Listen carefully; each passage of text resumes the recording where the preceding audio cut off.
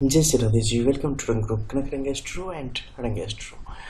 Saturn के इस mount पे बहुत सारे छोटे छोटे लाइंस आखिर क्या मैसेज दे रहे हैं और इनका किस तरीके का प्रभाव व्यक्ति के जीवन पर आता है, शुरुआत करेंगे। सबसे पहले इस माउंट को अगर आप देख पा रहे हैं तो पाएंगे कि एक सामान्य है।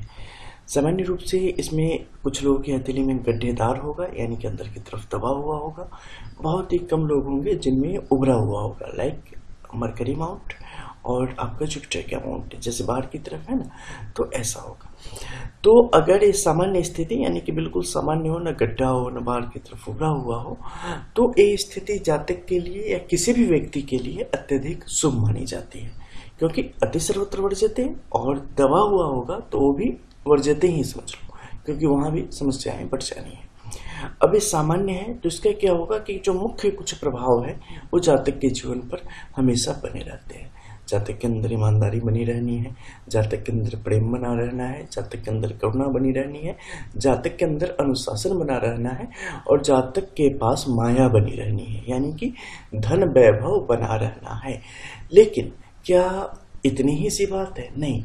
जब आप परीक्षण करेंगे हाथ का तो इस पर जो महीन रेखाओं से लेके और बाहर बड़ी बड़ी रेखाएं हैं, उन्हें सब की जानकारी होनी चाहिए, क्योंकि इससे तो मान लो देख लो कि जो मैंने बताया, इसके अलावा आयुष्य से संबंधित देख लो, कि धन के विषयों से संबंधित देख लो, कि जातक के मस्तिष्क से संबंधित देख लो, कि लेकिन ये सब किस प्रकार से प्रभावी होंगी, किस एज में प्रभावी होंगी और किस तरीके से प्रभावी होंगी, ये महत्वपूर्ण है। तो दोनों हथेली की जब भी देखें कोई भी लाइन तो दोनों की देखें। अब जैसे कि यहाँ पे हम हैं तो अब देखेंगे इस पर इनर लाइंस, यानी कि महीन रेखाएं। जैसे रेखा दिख रही है ना महीन वाली, ये वाली, तो महीन रेखाओं की स्थिति यहाँ पर किस प्रकार से, एक प्रवाह है। प्रवाह कहाँ से है?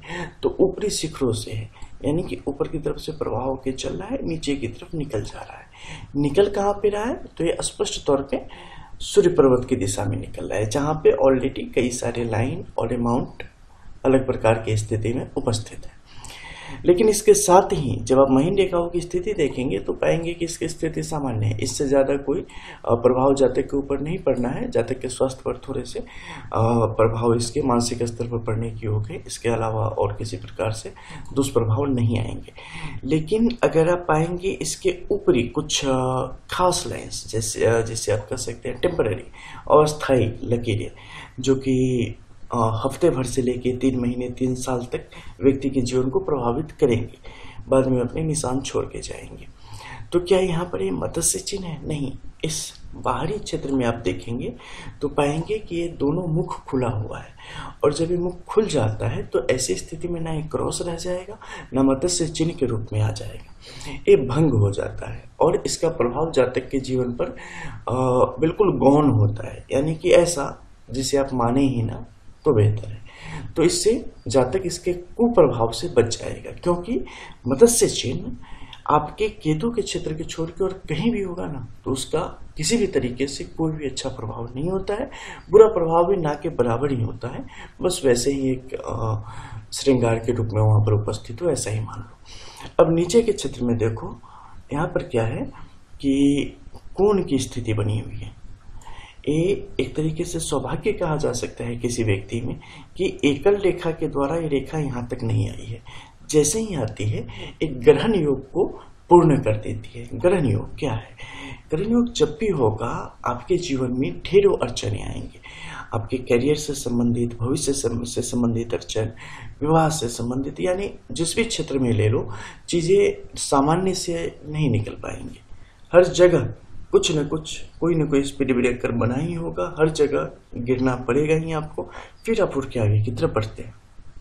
इसके अलावा भी जो चाहते हैं या जो एलिजिबिलिटी आप में होती है, जो आप डिजर्व करते हैं, उस तक आप नहीं ही पहुंच पाते। लेकिन यहाँ पर अलग अलग रेखाओं के साथ सहयोग करके बनी है, इस कारण इसका प्रभाव खत्म होता चला जाता है और इसका पूर्ण प्रभाव जातक के जीवन पर नहीं पड़ता है। ऊपर से यहाँ पर कोण की स्थिति है, कोण की स्थिति है तो इसका प्रभाव अलग प्रकार से जातक के जीवन पर, खासकर जब जातक की एज आधे से ज़्यादा, मान लो अगर हम 70 का मान के चलते हैं तो 35 के बाद, और सीधे तौर पे अकॉर्डिंग टू पामिस्ट्री हम कहें तो 90 का हम लेके चलते हैं, तो 45 के बाद इसका प्रभाव जातक के जीवन पर पड़ता है, जब जातक के संतति यानी कि संतान आगे बढ़ती है और मुख्य तौर पे परिवार की बागडोर उनके हाथों में आ जाती है तब। और उस समय धन और नजरिए को ये प्रभावित करने का काम करता है और व्यक्ति कई दफे इन चीज़ों से विरक्ति की स्थिति की तरफ बढ़ता चला जाता है।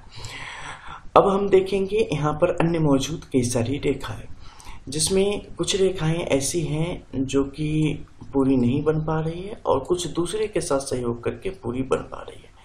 तो क्या यहाँ पर जो रेखा आपस में मिली है इसे आप ट्रायंगल के रूप में मान सकते हैं? जी नहीं, ट्रायंगल ही नहीं होगी, लेकिन इसका प्रभाव कमोवेश वही होगा और कहीं ना कहीं ये भौतिक सुविधाओं को बढ़ाने का काम आपके लिए करता है। इससे क्या होता है, व्यक्ति को स्त्री सुख, गृह सुख के योग जातक के जीवन में यहाँ पर बढ़ते चले जाते हैं। साथ ही आयुष्य के मामले में जातक को फायदा होता है, लेकिन दूसरे पक्ष इसमें कहीं न कहीं परेशानी में घिर जाते हैं और स्वास्थ्य संबंधी और कुछ बड़ी मुश्किलों से उनका सामना होने के योग बन जाते हैं।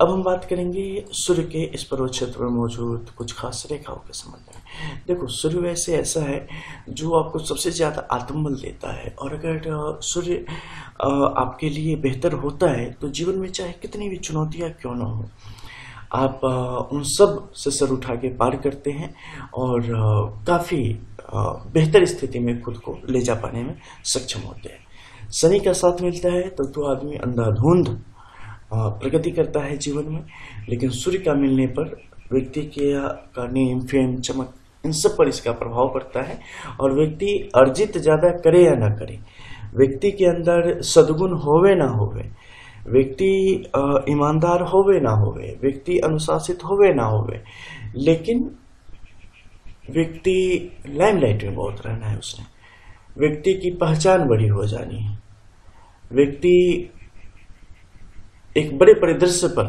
छा जाना है, ये सब चीज़ें उसे मिल जाएंगी। चाहे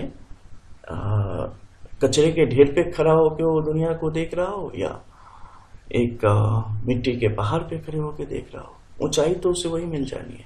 हालांकि बेस निर्भर करेगा पूरे पाम पे कि बेस क्या है, उसी के अनुरूप उनके जीवन में फल प्राप्त होते हैं, लेकिन चमक तो मिल ही जानी है।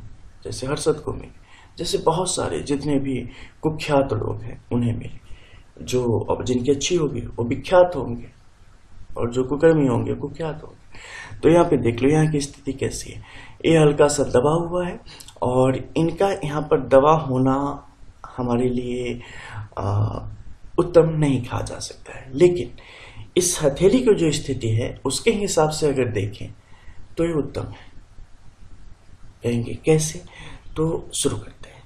देखिए, ऊपर से देखो, सीधे सपाट में महीन रेखाओं के साथ आपके दाहिनी तरफ से सहयोग करते हुए रेखाएं आई हैं जो ऊर्ध्व रेखा की स्थिति का निर्माण किया है, लेकिन रेखा पूर्ण नहीं है, रेखा टूटी हुई है और तीन रेखाओं के सहयोग से बनी है और सीधे आ कहाँ गई, तो ये आ गई स्पष्ट तौर पे आपकी हृदय रेखा के नीचे, और हृदय रेखा के नीचे आने वाली एक खास रेखा से मिल गई, जिसका संबंध कहाँ से है, तो व्यक्ति के जीवन रेखा से है। यानी कि व्यक्ति के जीवन में आत्मबल का जो क्षय है, कि जो कमी के योग बनेंगे, उसका सीधा संबंध कहाँ से होता है, जीवन रेखा, यानी कि व्यक्ति के रूट्स से, जहाँ से व्यक्ति आया है, वहाँ के लालन पालन, वहाँ का नजरिया, वहाँ की सोच, वहाँ का सब कुछ, संस्कार, परवरिश, उन सब का प्रभाव जातक के जीवन पर यहाँ पर बना रहने वाला है। और ये जातक को क्या बनाता है, ये जातक को सौम्य बनाता है, ये जातक को शांत बनाता है। और यहाँ पर अगर एक क्रॉस नहीं होता तो ये जातक को अत्यधिक उग्र बना देता, जातक को खुद से खुद का नाश करने वाला भस्मासुर बना देता। लेकिन इसका प्रभाव यहाँ से निकला है, जहाँ बैक का रूट्स अगर देखेंगे, बेस देखेंगे, तो पाएंगे कि ये बेस बिल्कुल शांत है, तनाव मुक्त है, और जीवन रेखा की स्थिति जब आप देखेंगे तो पाएंगे कि सारी रेखाएं एक दूसरे के ऊपर से चटके आई हैं, ऊपर से आई हैं।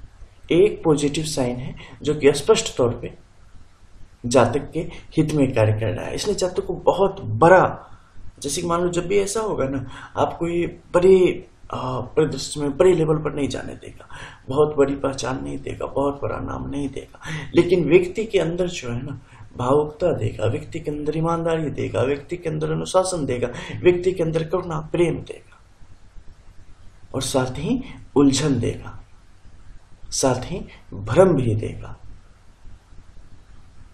और साथ ही विश्वासघात भी देगा, साथ ही आघात भी देगा। कुछ गुण के साथ कुछ अवगुण स्पष्ट तौर पे मिलेंगे। अब रेखाओं की प्रकृति देखो, कैसे सीधी भी जा सकती थी लेकिन सीधी नहीं गई, बाहरी रास्ते की तरह टेढ़ी मेढ़ी होके गई है। क्यों? इसकी क्या जरूरत थी? जब गौर से देखोगे तो पाओगे क्या, इस मध्य में थोड़ी सी फैली हुई भी है। ये फैलना अच्छा नहीं होता है, ये बार बार आपके स्टेप पीछे खींचने को दर्शाता है, आत्मबल की कमी को दर्शाता है।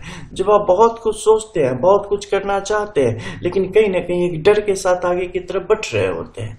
पारिवारिक चीजें आपके मन मस्तिष्क में, आपके जीवन में काफी गहरी छाप रखती है, और सब आपके जीवन को, हर एक परिवर्तन आपके जीवन को प्रभावित करना शुरू करता है, और उसका सीधा असर देखो मस्तिष्क रेखा के साथ होते हुए गई है, आपकी सोच पर स्पष्ट तौर पे आनी है। यहाँ पर देखो रेखाएं आपस में घूम रही है, हम चीजों को मन ही मन रखते हैं, बाहर नहीं निकाल पाते हैं। ये सब चीजें क्या हमारे लिए अच्छी हो सकती है? नहीं हो सकती है, तो उनको स्पष्ट तौर पे यहाँ पे दिखा रहा है। अब बाहर देखो, बाहर में क्या है, यहाँ पर रेखाएं बिल्कुल थोड़ी सी धूमिलों की आगे की तरफ बढ़ रही है, और हृदय रेखा के पास से जब निकली है तो गहराई के साथ आगे की तरफ बढ़ी है।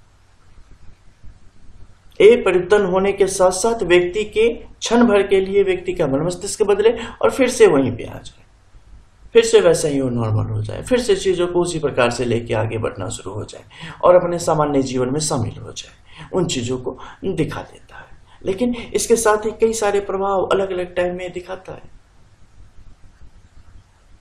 उन सब का इफेक्ट है आपके जीवन पर।